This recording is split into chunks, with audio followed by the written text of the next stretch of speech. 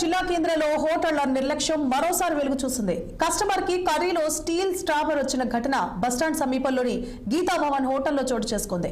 Customer tiffin చేస్తుండగా steel స్క్రాబర్ ముక్క రావడంతో ఆయన అవాక్కయ్యాడు. కస్టమర్ ఒక్కసారిగా ఆందోళనకు గురయ్యాడు. పొడవాటి స్టీల్ ముక్క కర్రీలో రావడంపై వినియోగదారుడు ఆగ్రహం వ్యక్తం చేశాడు.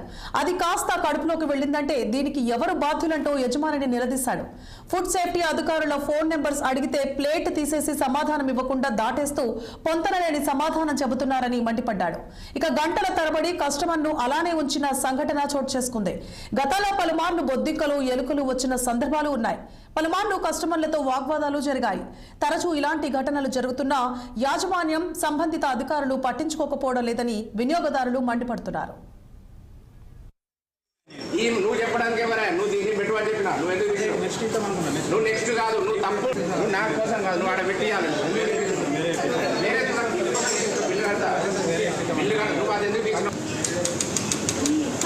ఇది ఎట్లా నువ్వే చెప్పు ఫుడ్ సేఫ్టీ వాళ్ళ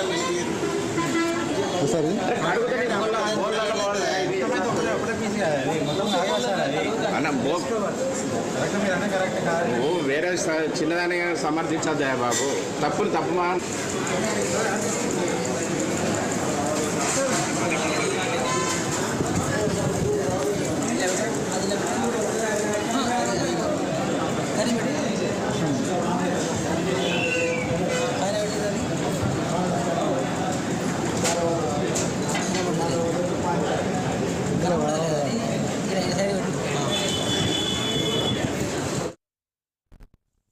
రెవెన్యూ